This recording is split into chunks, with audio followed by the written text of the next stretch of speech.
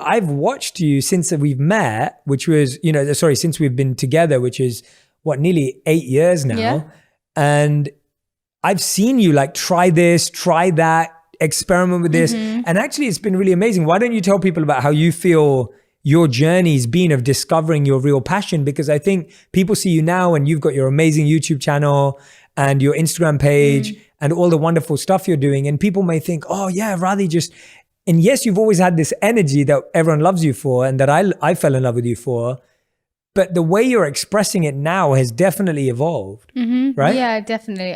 To be honest, I feel like I had no idea what I was doing till beginning of March last year, when all of this started happening. And it was the first time I had to literally sit there and be like, oh crap, I have no excuse of, oh, I can't do this because I have to go with Jay traveling. Like, I can't start my own thing because, I'm never really in the country and it's really difficult. I just want to focus on what Jay has and I'm just there to support him. And I realized as much as that was true and I did want to do that, it was probably a big covering for me not wanting to actually figure out what I wanted to do because everything just felt so scary to start something. And yeah, it just kind of stripped all of that away where I was like, no, I have to fill my days with something that feels meaningful and figure out what that is to me and how that looks to me. And so I just started, and yeah, I definitely tried so many different ways and different things, whether it was like I did a website during that time, and it's not the best website, but it's like the website that I started off with, and I put so much effort into it. I did like 100 recipes within a couple of months because I really focused on it. And it just showed me, because I was such a person that I would start something and as soon as I felt a little bit overwhelming or even felt like it was getting good or succeeding in some way, I'd be like, oh my gosh, that means I have to take another step forward and I'm not sure I want to do that. Okay, let's just shut it down and go somewhere else and do something else. And I realized that pattern that I had. And so I was really determined to not do that with this, because I almost like get in my own way of being a failure, in my mind being a failure, because I choose to not take the next step, not because anything else comes in my way, but because the fear of the next step would always scare me enough to not want to take it. And so it was really amazing, actually. I was like, just looking at myself from an outside perspective, and I was like, oh my gosh, I never ever thought she could do this. Like, I never thought I could do that. I never thought I would actually still be making recipes. I thought it was like something I do for a month and then get bored and be like, can't be bothered to keep adding on to this website anymore. But yeah, and then I decided to try my YouTube thing, which, oh my gosh, took so long to actually start because of fear again pushing me away from it. But you've always been so amazing and supportive in that, constantly. Like, you see everything happening for me before I even dream about it. And I think it's just been so nice, because whenever I've had doubts, you've been so amazing at helping me through them practically, where it's in like a supportive way of just love, but a lot of the time it's really taking the time to have the conversations with me. And I avoid the conversations, and you're like, okay, what do you need to do next? Like, what is it? I'm like, I don't want to talk about it right now. I haven't figured it out and I just don't want to speak about it. But you constantly would help like push me through, because you saw that it was coming from a place of fear, not because I actually didn't want to.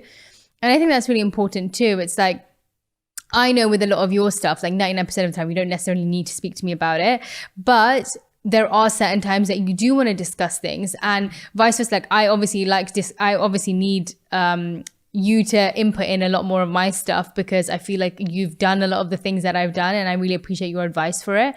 But I think there is so much of the support being in so many different ways throughout the times that I needed it. And yeah, to be honest, I don't know how I got here, but I'm really happy that I did it. I'm so happy, because I never expected myself to be able to do that ever. And I just genuinely feel for everybody else that's listening to this, that I was like, that's where my spontaneity, that can be a strength, and ended up being something that was such a weakness for me in the areas where I wanted to commit to something. And yeah, and I'm not just saying this, genuinely, if I can do it, ask my mum. She will tell you, if I can do it, I 100% know that other people can. Whatever it is that you love doing, just try it out. And yeah, if I can do it, oh my gosh, you all can definitely do it. Yeah. But enough about me. What I genuinely love about the way you're doing it, though, is that even though you have become more organized and disciplined and focused to figure this out, you haven't lost who you are. Yeah. And I think that's the hardest part. And I love seeing that in you. Like each and every video, the amount of effort you put in. I know the amount of effort that goes behind the scenes when you're about to launch a video and like your nerves and your excitement. And you just want to make everything so wonderful for everyone. And I love that. I love that even though you've become organized and focused and disciplined and all those things that you've had to learn, that you haven't lost yourself in it. Because I think that's possible too. So I love watching it and it makes me really happy. And what you were just saying at the end, you know, there's an old relationship rule of like, don't keep the score. And it's been said for many, many years of like, don't keep score in a relationship. But often score feels like, oh, I did this favor. What did someone else do? And what I've realized is that score should not be kept energetically. And so what I mean by that is I really feel that you carry the relationship sometimes emotionally. And so I may be carrying it mentally, but you're carrying it emotionally. And so if you're only looking at the mental score, I'll be going like, oh, well, I'm doing everything. Why are you not doing anything mentally? Like you're not planning, you're not setting goals, you're not doing this. But that's because I'm only measuring it on my scorecard. And I think it's so important to be like, well, there are so many different scorecards. There's so physical, financial, mental, emotional, spiritual. There are 5 scorecards. First of all, there shouldn't be a scorecard. But I'm saying there's 5 types of offering in a relationship and you're only ever looking at the one you give. But it's also useful to think of it in that way. Like you're saying there's not scorecards, but I think it's useful because I think naturally we all have tendencies to want to be the hero or like want to be the person that like, oh, but I've done this and I've done that. And so actually looking at it in that way allows you to see where your strength is in your scorecard, but then realize hopefully where the other person is also contributing. So I think, but yeah, that's really a good way of putting it. I've never thought of it in that way. Yeah, no, I've thought about that so many times. I think whenever I've been in that position of like, oh, I'm doing so much for this relationship, and I do. There are times when I feel like that. I'm like, oh, I'm doing this, and then you just stop and you're like, that's just stupid because there are so many levels you carry the relationship on. Totally. And I encourage everyone to do that with their partner is just really look at like, where are you carrying the relationship and where are they carrying the relationship? And I promise you that someone in your relationship is carrying something. Yeah.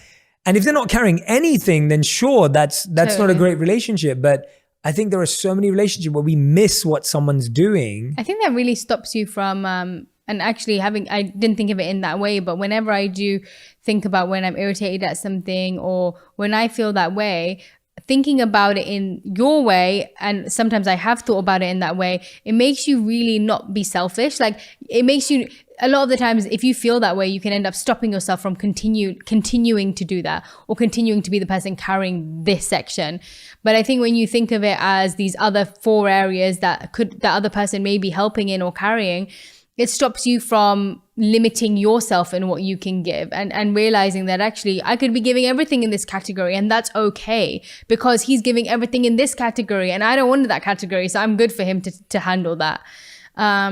And so, yeah, I think like that just reminds me of all the stuff I always get, like even when I put up cooking stuff or I'll get DMs just being like, you know, does Jay ever cook for you? And does Jay do this for you? And I'm like, no. And it doesn't irritate me at all because I don't like doing finance stuff. Like it may be such a cliche of like how, you know, I like being in the kitchen, but it's out of choice. Like I love being in the kitchen. It's not because you're a woman. It's not because I'm a woman. That's what I mean. It's your passion as an individual. And like sometimes when you, there's been times, remember when like some days I'll be like, you'll be like, oh, someone's come to our house and you're like, yeah, this is her work area. And some people don't even know what I'm doing. And I'm like, and we both laugh about it. I always show people my office, which is where we are now. Yeah. And then when we get to the kitchen, I always say, and this is Radhi's office. And I don't mean it in a condescending or sexist way at all. It's actually her office. Yeah. Like that's where you experiment 100%. And that's where you create recipes and But yeah, I just think it's really important that because I do still always get people, but like, doesn't it annoy you that he doesn't cook? Doesn't it annoy you that he doesn't even want to try or make you a meal?